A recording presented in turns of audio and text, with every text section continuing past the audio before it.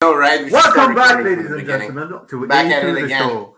Yeah, We back got at it Philippe again. all the way And from Lebanon, who's gonna come here and explain to us why electronic Alhamdulillah, music is Salame. shit, and we're gonna rebuke him.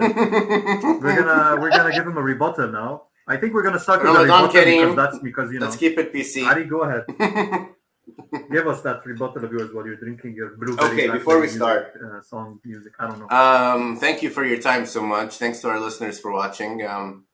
We were discussing music and all kinds of music, and Phil said he wasn't too much of a fan of the techno music style.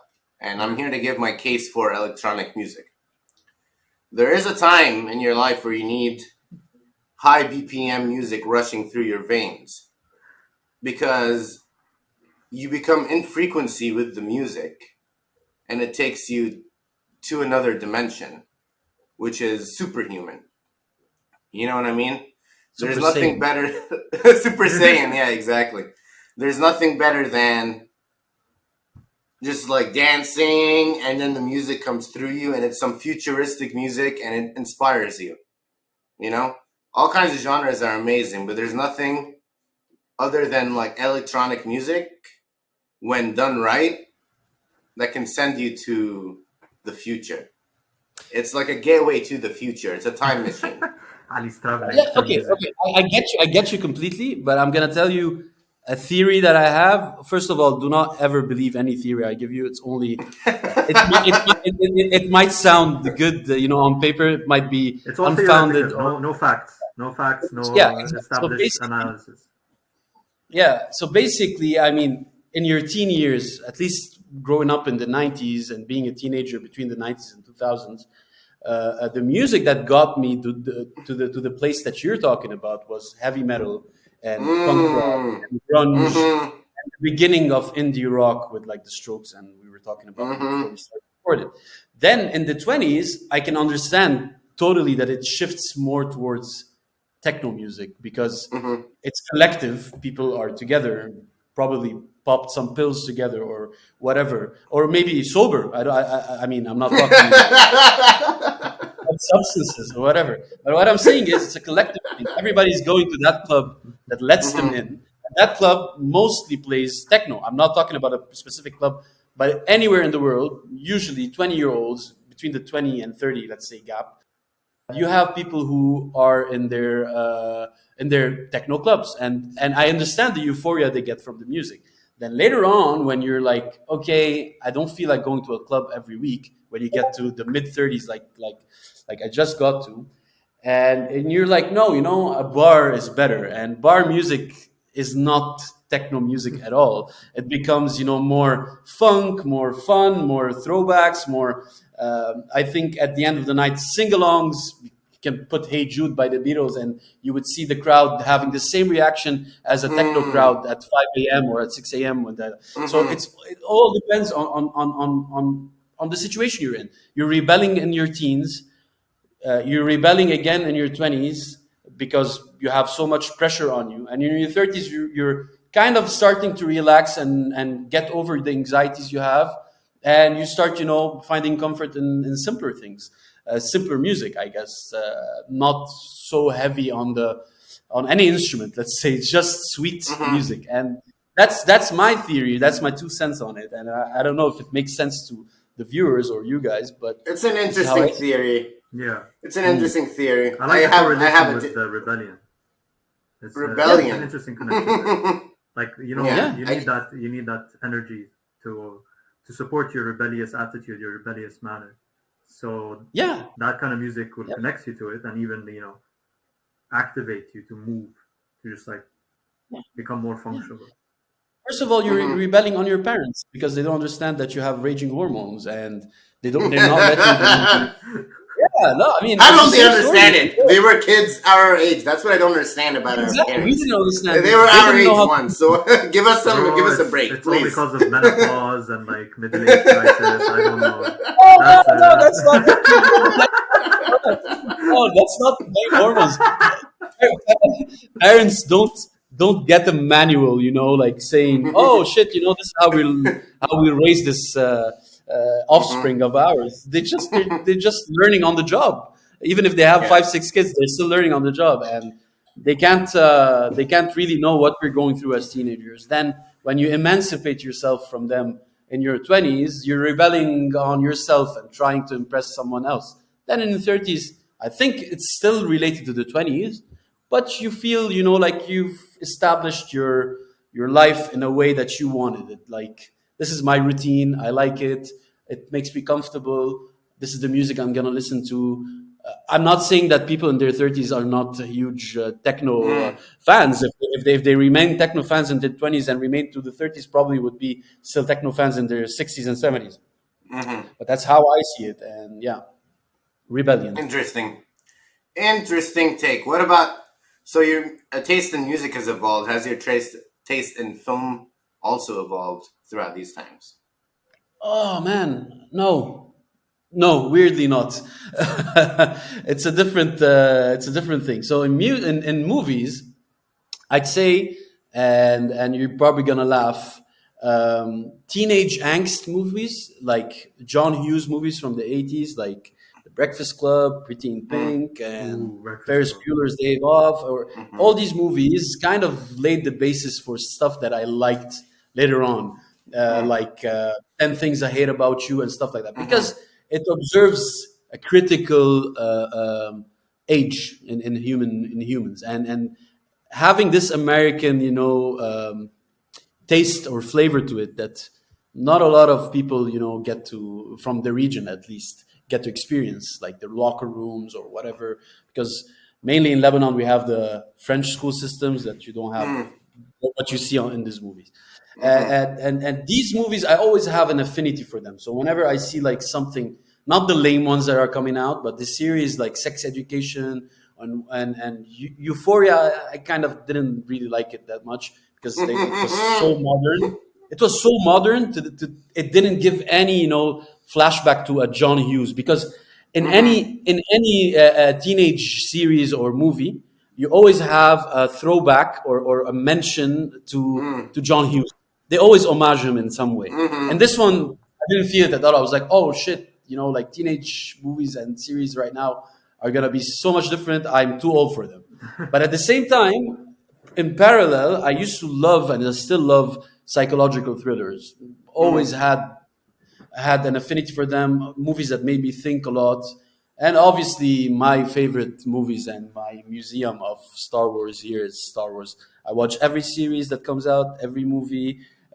I debate it online. I go into forums and fight people. And Who's your favorite Star Wars character and why? Oh man, it's hard to tell. There's a lot. I know it's a hard question. It's my job to ask you hard questions. Yeah. I know. I really, I'm trying to think hard here, and there's a lot of characters when they come on screen, you're like, oh fuck, man, he has his time right now. This is the scene that he's gonna probably say something or do something out of the ordinary. Let me just explain one thing. The last 3 movies that came out in the theater, I do not put them even in any close to the older movies, because they are utter garbage. They're shit. They try to eliminate or steer away from the storyline of the previous 6 that were made, and all the canon, characters and whatever. And I thought they were terribly made, and I'm sad that Star Wars took this direction. I agree. But I would say Obi-Wan Kenobi is such a central figure, because he at the time is a force wielder and a force sensitive and a Jedi, a Grandmaster Jedi, and on the council and whatever. But at the same time, he had a lot of flaws that made him, a relatable character. Like, he was all-knowing, and he was the master of Anakin Skywalker, who became Vader. But he became Vader because of his biggest flaw was that he trained Anakin Skywalker.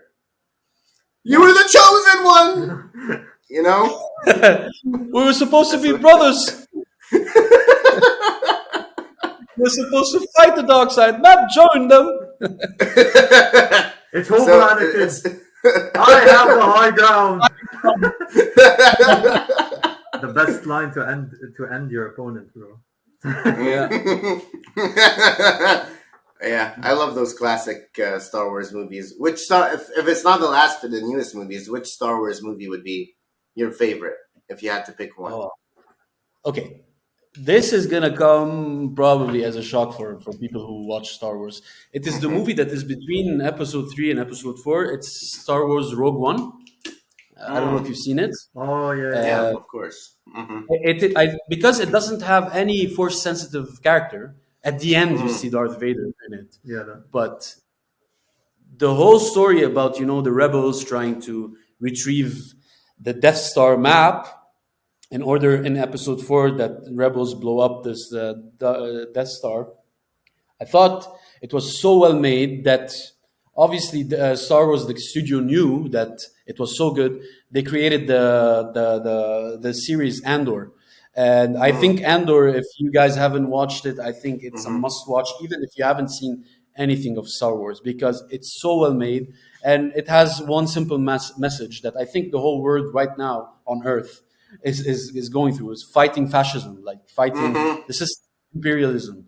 And yeah, that's the whole series and the whole movie. So yeah, it comes as a predecessor. So the movie Rogue One with the series Andor, I think are my favorite things right now. And why would you describe it like similar to fighting fascism and saying that it's like something that is happening globally? Well, because I think when I say fascism, I don't mean right wing. Fascism could be any just people trying to enforce a way of living on other people. That's what I'm trying to say by fascism. By stripping them from their identity, stripping them from. It could be capitalism that is fascism. It could be whatever. This is how I view it. And why I said it, because I think the world right now every day is in a constant struggle of fighting the system. This because everywhere you go in the world, the system doesn't work, and I'm not pro any system actually. I'm not even on this. People come up to you and they say, "Yeah, are you like right wing, left wing, liberal, center?" No, dude, this plane كلها سوا. I don't think such things as wings anyway. Zipto. Like, what's the point? Wings. We're not Chicken the wings. plane, Open wings. The only plane we know is the one, no, Bella, when we say that date. Yeah, exactly. We don't wanna The only things the wings associate yeah, exactly. Yeah. Only wings I like are chicken wings, maybe with barbecue. What's your favorite dipping sauce? Bro, buffalo. Yeah, exactly. Buffalo sauce. Yeah, exactly. Bro, أيام Mr. International كنا ننزل نفوت open wings خلاص. Fuck that shit up. Those are the best things. Yeah, exactly. What was the other place too? Are they still open? It's Mr. International. I think it is. I've had it once in my life. I wasn't. I'm not a regular customer. Dick Duke does the open wings too. Those were also really fire. I think. Muffy got open wings with men. I think Muffy. They took away the only thing I liked about that country other than shawarma. Fuck. يا بتطلب 6 يا بتطلب 12 that's it. Bro, what are these offers? بتذكر كان 25,000 بتفوت تقعد تاكل وينجز قد ما بدك. Was it 25,000? Some shit like that. Yeah, it was amazing back then. 25,000 when it first opened. When they first opened. Many years ago.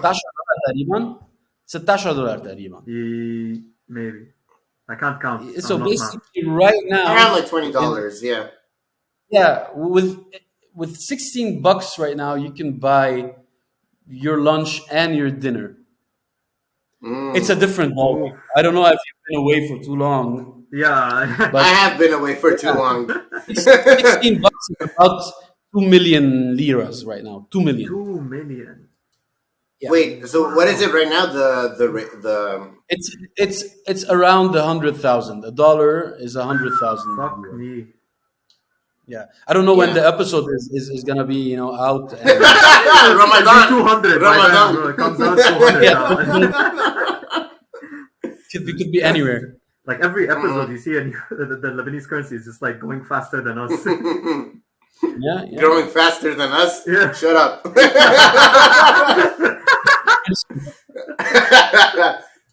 Wait, Phil, I just wanted to ask. So when I asked you about the movies, you were like American movies and stuff like that. You didn't say a single Lebanese movie. What's Ooh. that Oh about? man. Ooh. No, yeah, I'm sorry about that because obviously I don't like the popcorn movies that they make. The rom com Lebanese stuff are dreadful, but the Ziad Douairi movie West Beirut Mm-hmm. is one of the best movies ever made in my opinion. It has the elements of everything, and as much as people, in the industry of film here do not like the movies that Nadine Lebeke does, I, on the other hand, really Oh, I enjoy love her Nadine movies. Bro, her Lebeke. movies And are I amazing. feel, Mm-hmm. Mm-hmm. even if they are melodramatic on purpose, I want to feel the sadness in her movies, the happiness in her movies. Caramel was brilliant. Kafar Nahum was brilliant as well. وهلا لوين كمان a masterpiece. Older movies, I like SL Film. I don't know if you remember that from back in the No, I haven't seen that day. one. What? It was What is it it? was the movie from SLC, which was like the premier Right. comedy show Right. of the night. Wait, I have Karawa again. Aywa, aywa. Light. Light is back. Yeah, Philip looks like he just found a created fire in his hand. Like, it's like the human torch. yeah, بحط بيزت علينا, you know what? yeah. So yeah, and I cannot note a very significant Lebanese movie that came out or an Arab movie that came out in the last about 5 years that I've enjoyed, except for Kfar Nahum. So Mhm. I wouldn't say I'm an expert on But why is it Lebanese. that the case? I love movies, right? And Yeah, why is it that so many more movies come out of Hollywood than come out from the entire Middle East? You know what I mean? It's like in this one tiny city of Hollywood, they pump out many, many, many, many, many, many movies, and then in the whole Arab world, the billion plus people, can't even make things up to that caliber. What is it's it that? simple. Because in theory, it makes sense that it would happen because India has a scene, even Nigeria has a scene, Korea has a scene. You know what I mean? But Very what's true. missing from? And we have the art in music, in TV, in Yeah. fashion, and all kinds of things, right? But it seems like film is the one thing that is not as strong. Is my theory correct? Yes, but that comes down to the first of all, Hollywood has been established for more than 80, 90 years now. And Mm. the Arab world right now, first of all, you know that Saudi Arabia didn't have cinema theaters for a long time. It's been two, Mm-hmm. 3 years that have Mm-hmm. allowed people to go watch movies in cinemas. That's one thing. And you know that Saudi Arabia has right now a huge program to fund series and movies, and it's only at the genesis of it. So you had the Egyptian cinema that was huge. You had the Lebanese cinema that wasn't Right. huge, but produced artistic, nice movies throughout the years. So we cannot blame the region for not having a huge industry. Right now, the industry is being established, and I think moving forward, we will see more and more movies that speak to us more than the Western world, let's say. And we will say, "Oh, we have our own cinema. This is our own Arab identity." And I think it's not going to be so long. I think in the next 10 years, we will see massive productions. Um, right now in many cities and many places in Saudi Arabia, festivals are popping up, movie festivals, and workshops are being put in place, and incubators to let directors from all the region come write, produce, and put out their movies. But mostly, it started right now with Shahid on NBC, which is like a streaming platform that you subscribe to, and there's a lot of great series that are coming out. Yeah. Oh wow, that's thanks for that info. That's great. That's inspiring. That makes me feel better. Yeah. Phil, how do you find a good Arab series? Or like, because like for me, whenever I'm filtering through, if I want to go look through Shahid, and I'm looking the names, they're just not as appealing. Maybe because Yeah. I'm just used to using English more often. But how do you find a good movie from the Arabic names? Like it's a beautiful question. I love it. لأنه بفهمك you cringe when you see في مثلا series اسمها الوعد الممنوع او العش الممنوع العشق الممنوع. You see it, you're like, oh man, it could The be a great unwanted series. promise. It's too much. بس بتصور it's the same thing that happens to Westerners when they look at series when they're scrolling through Netflix or HBO or whatever. They see the names that are weird, but Yeah, 100%. I think they're sold more on the synopsis of it, on the trailer, on the reviews, and then you watch it. I think the language, we cringe a lot نحن على our own culture, and which is wrong. Yeah. But we should have a more relaxed, like approach to everything that is being produced by Arabs, just to encourage them. يعني نحن we need each other. والمشكلة إنه بنعرف نحن, we know it for a fact that everything that Arab people do will get hate first from Arab people. And that's Yeah. where that's all conflicts, all What? music. That explains the podcast. No, I'm telling you, you will get I'm just hate kidding. Yeah. from the first three from the people closest to you, and which is horrible. يعني بلشنا شوي صغيرة It's هلا so weird. نفكر there is a place for everyone. يعني ما بخبرك بس عن the Lebanese scene of music. Man, بيطلع band لذيذة. Instead of everybody supporting this band, they go and bash it and they go and talk. وهي الميوزك scene يمكن كلها سوا 5000 شخص, 5,000 people or 10,000, let's say. Yeah. If this scene doesn't support everyone within it, why have a scene الأساس خلص اسمع هيفا وهبي and let this be the norm, which is the norm هلا. You cannot have an alternative مثلا movie industry or an alternative music industry لأنه هيدا عم نفوت بغير موضوع بس I'm going to tell you why. Because ما عنا أول شيء the first medium that people watch بلبنان والعالم العربي بعده التلفزيون, and the radio is still very prevalent in the cars and in the houses. You have very low subscribers on music streaming platforms and movie streaming platforms. بعدنا شوي يعني عندك تقريبا 2% of the whole Arab MENA region that are subscribed. They pay money for Spotify or Apple Music or Anghami or هيدا. So بعده الرقم كتير صغير, but it is one of the highest growing year by year. So عم بيصير في changes. So بس أفسر لك إنه بعد العرب ونحن we don't have our own personal radio. يعني نحن بنعرف شو بدنا نسمعه.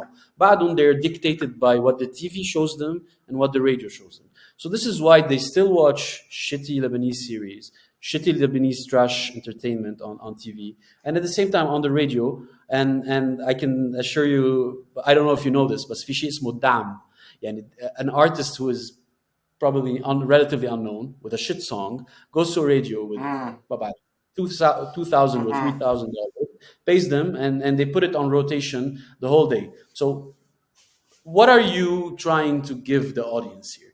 You're curating stuff that is not very varied because it's the same type of music. So they're gonna say like, "Oh, I like this song," like after listening to it like 100 times. But it's the same song that Haifa Webe puts out, and Haifa Webe as an example. But no, what I'm trying to say as a whole is Lebanese TV, Lebanese radios, because I know them very well, do not offer the audience anything to think about, and do not offer the Lebanese people an alternative to, or do not showcase an alternative sound. So this is why, and mainly because Lebanese people are fanatic about everything in life. Whenever they hear a song that is not at all the same as they're used to, they're like, "Oh, holy abedin shatin, ما بنفهمها." Or these are, gay people. Like when they demonized Mashroua Leila, that was like, oh my God, they're gay. It's so weird. They're the biggest Lebanese band, right? Making good music, bringing culture, elevating all of Lebanon, all of music. And then, it's interesting to see the hate. it's interesting the way you explain it. That exactly that they're just so used. It's kind of like they're programmed to the programming, right? They're programmed to the TV programming. Yes. They're used to it, and of course, those things clash with the independence of the new gen media, like this podcast and music, and they want you listening to the radio instead of this podcast because this podcast might open your mind up. The radio, it will just keep you driving happy, safe. You know what I mean? Yeah. Exactly. Something that I've noticed also for people from the MENA region is for them to be like, if you want to become successful, you have to target the diaspora and not your own country, especially with Lebanese people, because we have a very large diaspora. On top of that, if you're gonna make, if for example the band wants to make music similar to Mashroua Leila, you have to go international because the Lebanese audience is not gonna enjoy it. And that's what I said at first. It shows you the set. When you do something shows you the difference. It shows you the difference between the people who are stuck. Yeah. Yeah, this is just like, it shows how much there is a complete mindset change from when you're living in Lebanon to when you leave. Yeah, and obviously, if we stay living in Lebanon, if we never left, we never traveled, our mindset would have been similar to the people who are just stuck on the TV and stuck on the radio the whole time that we were mentioning earlier. But because we've all traveled, we've basically opened up our minds to see, like, okay, يمكن في شيء غير ما في مثله. I don't know, bro. I love those guys. Yeah, ما في مثله. Yeah, exactly. I know you see other cultures. You don't need to be just stuck in your culture. Absolutely. Yeah, and the one thing I do love about the Arab scene is the comedy. I love the stand-up comedy. It looks like it's rising and growing, and I love all these new comedians that are coming out, and it's really cool. What's your involvement with the stand-up comedy scene, Philippe? Right now, because I'm working for Cinemoz, and they previously shot with Awkward, the 6 most prominent يعني إذا بدك shows. مش عم بحكي about the comedians لأنه في comedians بعقدوا they're still not they don't have their comedy special yet. It was called a series called Stand Up Baladi, and it featured Shakir Abdallah, Noor Hajjar, and Shadin, Hussein Aoub, and I don't want to forget anyone, John Ashar and Muhammad Baalbaki.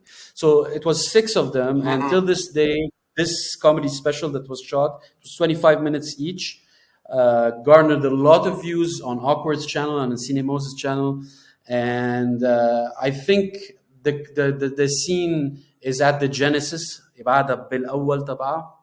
and it needs to be well protected by us.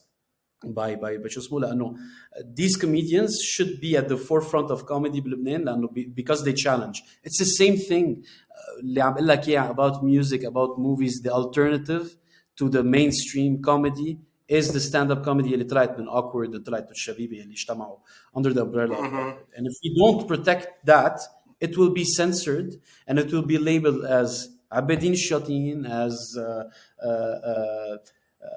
خوانا way of living in Lebanon, and we're starting to see that on LBC. They took Hussein Aoub and Muhammad Al-Daykh to do a series where they're criticizing and shedding the light about their community in Dahiya and whatever, and they are being slandered right now. They're being عم يتهددوا. He's receiving calls هيدا لأنه he is comedically putting the setting that he grew up in on the forefront على Lebanese TV اللي هي LBC, which is quite, like a shock for the Shia and the Dahiya people, because it's on a Christian television made by 2 Shiite comedians. And عم تفهم وين عم نوصل لمطرح where they don't want this comedy to be enlightening people, because they want the stupid characters that are recurrent and with the same punchline every time, because it's easier to not disturb anyone at home and not make them think and see the truth that is happening on the streets of Lebanon. It's mind control, which all these comedians, all these comedians showcase very, very That's what in a real way. Is. Yes, this is what comedy is. It's a It's a satire. It's a critique of the way of living, of the Lebanese way of living. And مثل الموسيقى ومثل الافلام الكوميدي it's gonna suffer the same fate unless we protect it. That's it. I love that rant for comedy. شو اسمه هذا the Lebanese Illuminati they're doing they're controlling this shit. That's what I think they'd be okay with this stand-up comedy الشبيبة. I think ما بعرف. Yeah, do you want to tell us a bit more? What is Cinemoz? And what's your involvement with it? It's my new job right now. I'm just gonna speak about it briefly because I don't want to reveal too much. But Cinemoz is a streaming service. It's for free. People can watch right now. The model is different than before, but the model is simple. You have 4 movies that have been theatrically released 2 months ago, so you get it before any streaming service for a month. So you have a month like to plan when to watch every movie's on there. And we had really cool movies. Like last month, we had Triangle of Sadness that was nominated for 3 big awards at the Oscars. So it won the Palme d'Or, which is the biggest award of the year. It won the Palme d'Or, and the director is completely deranged. I love him. And so this is my involvement with them goes on another level. We're creating a sub-brand that was already launched, but we're changing it a bit to have an entertainment platform that is top tier. And I hope it's never seen before in the region, because I truly believe that everything that I've done in my life culminated into me having this sort of freedom to express myself, and for others as well to express themselves on this platform that is going to be completely on social media and YouTube and whatever, to showcase a way of living, let's say, through entertainment and education. That's how, as simply as I can put it.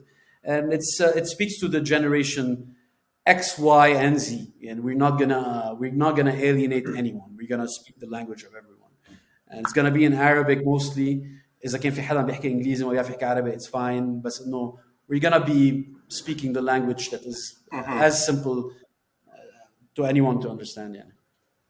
Will you be reverse engineering all the propaganda that has been presented to us as children in Lebanon? Will you be providing us with the truth? I don't know if I have the capabilities of doing that, but I'm gonna just portray exactly how I live, how others live. I don't think we have the capabilities. Nobody has the capabilities. When you're brainwashed, you're brainwashed. Yeah. Mm-hmm. It's sad. Unless you hear something. Well, no, it's not. I mean, it's opportunity. Like. You can hear something that wakes you up. There's always discussions. 100%. That's what I love about podcasting, is that you can hear discussions and hear things from both sides and make up your own mind, and we're not usually given that option, especially when we were kids. Things were just very rigid. You don't do this, you do this. You don't do this, you do this. And everyone does things differently, but everyone's families, have their own set rules. Yeah, and Ali, it's because you're being, you fear changing your mind, and that's what's horrible. Because even on a simpler level, I'm gonna just give this example, which would be super relatable to everyone. When your dad or your mom is like a big fan of a sports team, when you're born, دغري بيجيبوا لك like the small jersey, and they take pictures and they make you watch that sports team, and by sports team I'm saying حزب and political. Yes, it depends on the color of the jersey. And what happens is you grow up, you find a sense of belonging. You find a sense of belonging. في غير مثلي كمان, they like the same football team, and we're gonna become like a close-knitted community where we go to cafes and watch the games together, and we become brothers, and we have a closeted group on Facebook where we go in and we talk. كله هيدا بيصير where you feel like, oh, okay. And whenever someone comes in and says, your team is very bad, like they do fraudulent stuff, and these are, like real documents, and many mahakim are like persecuting them right now, most people would say, I don't care, I'm with them, even if I have to die for them, because this is my team, I chose it. Whereas, as you were saying, Ali, we have the capability as human beings, and you know that because everybody's been saying that, mostly neuroscientists have been saying that you have biases within you. When you receive an information, your brain acts as a filter, whatever this information is, visual, auditory, whatever, or an opinion. And if you're telling me like, yeah, this team that you support is a fraudulent team, I'm going to take a step back if I want to evolve and my thinking mostly. And I'm going to say, you know what, let me think about it, because it is a conflicting information that you're giving me. I love this team, but there is a fact here. And this filter that you give yourself allows you not to be a fanatic, not to be brainwashed, not to be, and allows you to have the ease to say, I changed my mind and I do not support this team anymore. I had fondness for them. Right now, I can support another team or not support anyone and be an observer from afar. And that's what I think. Yes, when I said, we're brainwashed and there's no hope, because 90% of people, and I'm throwing an imaginary percentage, but so now I'm saying a large chunk of people do not know how to change their mind, and they're afraid because they feel like they're gonna be kicked out of their community, and this is what's sad about the Arab world. Wait. So I have a question about, since we're also talking about football and politics. If Ronaldo, bro, leaves Saudi Arabia and comes to Lebanon, who do you think he'd join? Ansar or Al-Ahad? Which team he would join? I mean, they have to. I have a theory of how to determine that. I know how to determine that. You get all the fans of Al-Ahad, all the fans of Ansar on one field, and you let them battle it out. Jousting, بدك يا سكين, ninja, هدول spears, and the last man standing gets to have Ronaldo. طب ليك بحس بيدفعوا له باللبناني حتى to entice him, he's like, yes, we will give you as much Lebanese pounds as you want, we will give you 60 million a year Lebanese pounds. He's like, صار 60 million where بيجيبوه. He's like, 60 million is ماشي bro, يا ريت قادر تدفع بنزين السيارة. Yeah, exactly. That's a fun way to do it. It's so of course it's scary to not know about the future. It's scary to realize that you have done things in the past that you might regret, or you've done things in the past that doesn't align with your current worldview. And so sometimes you just want to stay doing what you're doing and just, put on blindfolds, but it will serve you and serve the others around you and the people closest to you to look at the truth and look at the things that really matter. Like the people around you, right? The people you live with, the people in your society. It does, we're all the same people, especially us Arabs, especially us Lebanese, in a smaller community. We have so much in common, so much more in common than you can ever imagine. Look at us right now. We're just three Lebanese people from completely different backgrounds that, traditionally in high school and stuff like that, maybe you wouldn't see us talking to each other in some standard way because that's just how things go. But, look at us. We're talking, we're having conversation, and we have so much in common. In the way we think, the way we live our life, the way we enjoy art, the way we enjoy food and music. So, and it's a much more satisfying thing to fight for a humanity as opposed to fight for some sports team. Sports team are fun they're fun for entertainment, but once you identify too closely with them, you lose who you are as an individual. And you need to keep that individuality because that is what makes you human. And the most important thing a human being can do, something a donkey can't do, something a cat can't do, is think. That's the one thing that makes us human. To think, to talk, and that's what makes you human. That's what makes you alive. So, live your life while you're alive, pretty much. Bro, I think we should just weaponize the Lebanese diaspora and take What do you mean? I was giving a wholesome talk, and now you're like, weapons? No. I mean, I'm not saying give them all AK-47s and let's just like march on France or some shit. But it sounded like it. No, because Ali, you were on something. You're really hitting a point about how, for example, the three of us, although each of us is in a continent, we have a lot in common. I'm pretty sure you guys also. Whenever this happens to me quite a bit, whenever I bump into an Arab that is, outside my country, especially like Lebanese, I can somehow have fun with them as if we've been friends for at least a few years. And it's so weird how you just have all of this in common. And you have this, it's because of the mindset, obviously, for sure, in my opinion. And somehow, even with all the shit that's going in your country, you still somehow love it, no matter what, no matter how toxic it is.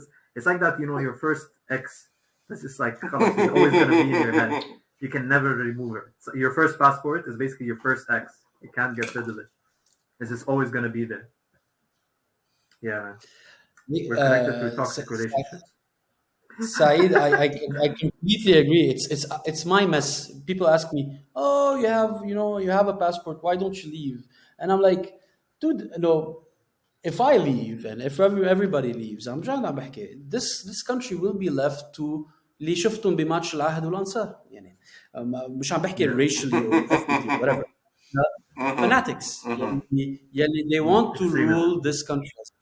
هلا regardless ما رح فوت بالحديث كثير بس I loved what Ali said and just to tell you Ali that I would want us all to disagree on one topic يلي هو أنا بالنسبة لي أهم topic that humanity actually لبنانية زيادة هيدول يعني as a specific creed of creatures that roam the earth اللبنانية disregard so much. It's one metric يلي هو happiness. بحكي جد how stupid it is إنه we don't all work collectively واحد يكون مبسوط. يعني نحن ما بتتخيل اللبنانية قد ايه بنوطي الثريشولد تبعنا تنكون مبسوطين. يعني نحن اذا كنا باللوج كلبنان الثريشولد بيكون عالي انه we always need something new. بتجي اول كريزه بنوطي الثريشولد تبعنا بنصير نقبل بانه ما بعرف one night out a week let's say كنا معودين كل يوم برا البيت. Then another crisis happens where you find the country completely devoid of fuel and food and water scarcity وبدك وما في كهرباء. بتصير بتقول تعرف شو خيي ظهره وحده اللي عند جاري بتصير the happiness standard تبع. So نحن it's no surprise that شفنا هدول طلعوا الجرافs انه Lebanon one of the most depressed countries in the world and هذا عم جرب بقوله انه we never fought regardless of religion and backgrounds or whatever, we never fought for happiness. We never thought, إنه بتعرف شو خيي إنه قصتها كلها سوا قصة. إنه why do I want this region to be better than this region or this guy to get richer than this guy because I relate to this guy more than this guy. This is what we're fighting for. وعم ننسى إنه the most important thing is happiness. خيي فيك تشتغل كل النهار ترجع على بيتك تدبرس أو فيك تشتغل كل النهار ترجع على بيتك تقول أنا أكتر إنسان مبسوط بهاللاند. ما بنعملها. And one more thing ليش ثلاثتنا ما فينا نكون أصحاب لو كنا بالمدرسة؟ ليش؟ I don't find one valid reason for it except for the segregation بلبنان أو التقسيم الخرا اللي عملوه بلبنان. And it annoys me لأنه شفتها مرة بالغلط أنا على CNN. بتعرف في واحد اسمه فريد زكريا أو زكاريا بسموه عنده اسمه global program تبعه and he was interviewing the prime minister of Singapore. على Singapore it's relatively a new country. And he told him, what do you think is the success of your country? And it's a global hub, مثل دبي, مثل كل شيء. And he told him one thing. Again, I'm not a geopolitical savant or whatever. I'm just a guy who randomly stumbled upon the Prime Minister of Singapore, saying that the biggest resource is the people. So I took a step back. I was like, that's a cliche that everybody says. And he said, no, tell us why the people are here. قال له one thing. In one building بسنغافورة ممنوع يكون في one ethnic group. يعني ممنوع يكون في Malaysians بس. ممنوع يكون في Chinese بس. every طابق مفروض يكون فيه diversity. ليش؟ لأنه the children of these people will go to the same school. They will be taught the same thing. And they will come out as a functional society that knows each other, as opposed to حدا ما بعرف السني بلبنان ما بيعرف الأرثوذكس بلبنان أو الدرزي ما بيعرف الشيعة. عم بحكي شو ما كان هلا ما بعرف كيف تقسيم. بس نحن مدارسنا معمولة، هاي مدارس المسيحية، هاي مدارس الإسلام، هاي مدارس شو، نطلع كلنا سوا بنوصل على الجامعة fuck you know a melting pot, hey what's up, you know I like you know what you guys you know play football, you know like sure you guys play football and you bond over stuff that are you normally bond with your best friend at home and you're like you find it so surprising. لا حبيبي this is the هيدا تركيبة لبنان غلط. And what happened is انت قلت انه نحن يمكن ما كنا اصحاب بالمدرسة سوا. Yes, because Lebanon is like this. ما بيهمه الهابينس وما بيهمه العالم تتعرف على بعضها, because this serves the purpose of dividing Lebanon. So how do we damn bro, that was a crazy mic drop. That was a good one. Again. Yeah, the mic drop. Yeah, exactly. أنا بصراحة that was but I'm trying to think about it and like how are we supposed to remedy this conundrum that we have placed ourselves in. ما بعرف شو بدنا نعمل؟ وين بنحط كل العالم؟ بدك حدا يجي يقول خيي ممنوع بقى ممنوع fanaticism. يعني هي the problem is انه بدك تلغيهم كلهم. هيدا ترجع حديث you know what it is. صعب. I don't have hope for Lebanon. هاي المشكلة. I love it. Yeah, it's funny. I love it and it's staying here. I'm sorry. I don't mean to laugh. No, I know because it's a funny thing إنه واحد ما عنده hope for a country بيفل منه صح بيقول لك hey إنه okay I'll go make a life somewhere else. I'll be happy or whatever. And I stay here and I say there's no hope. لأنه every signal that this government gives or even the people that live here give out does not indicate that it is for the betterment of this country. It just signals more downfall, just signals more personal gain, except as opposed to a system that we want يكون more inclusive للكل that helps everybody as a community. مش communism, community. Yes, I got you. Communism might work. You never know. No. You know, I mean, communism isn't that bad. أنا بصراحة الحل الأنسب in my opinion is ناخد كل اللبنانية نسفرهم من لبنان for 1 year. يروحوا خيي let them learn a new culture. Let them become educated. Come back to Lebanon. ويشوفوا إنه كيف العيشة برا, like how living outside is just so much fucking better than living in Lebanon. And then they'll be like, why can't we have this shit?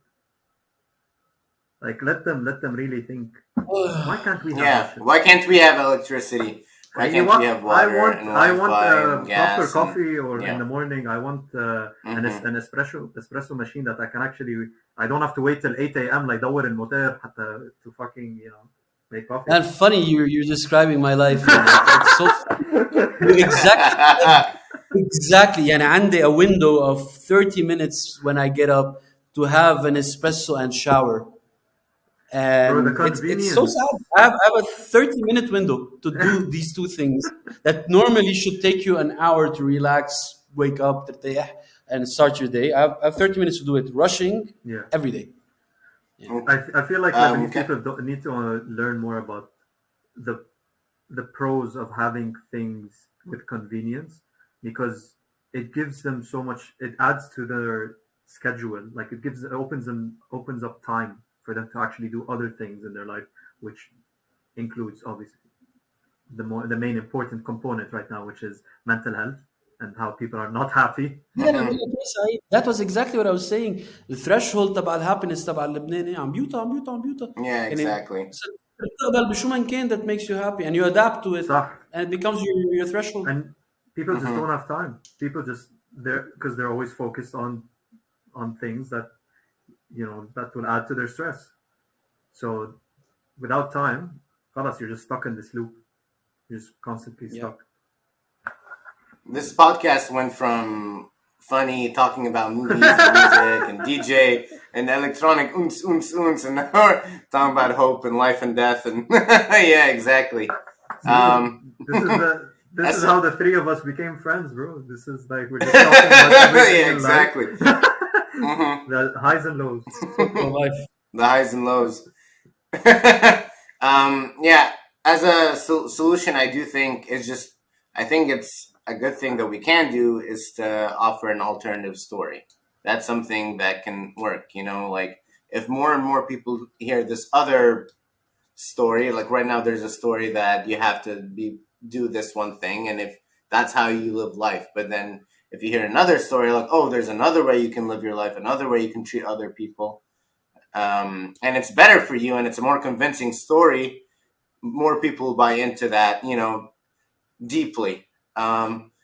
And the thing about hope is you always need hope. I feel like even in shitty situations, even in the shittiest situations, um, because it's the hope, like the hope and happiness is your soul. You know what I mean? And once you lose hope, you lose your soul, and then you just become depressed. And we don't want that, right? Like we want you to be strong through, no matter what kind of circumstances you're going through, because that's life. Life is suffering. We understand that.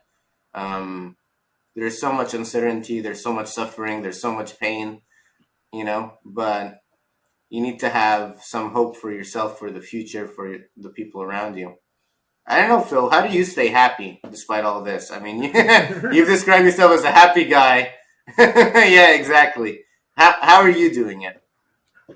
I mean, I'm not gonna say that I was happy for the last, I don't know, 4 or 5 years. I was heavily depressed, heavily depressed, and not on medication like most Lebanese. Probably يمكن إذا بيعملوا statistics right now in Lebanon, I would think, there's a high percentage of people in Lebanon that are on prescribed medication for chronic depression and for whatever. I wasn't and then happy. Unprescribed is a whole other thing too. Yeah, exactly. Like Yes, just think of the amount of unprescribed people that are on substances. You find your way of doing things. هلا أنا in my particular case, I kind of changed careers from someone who was on television and radios to finding himself, oh, I cannot live off that career because the economic situation is unbearable. So I had to search for a job, and between that there was a pandemic as well.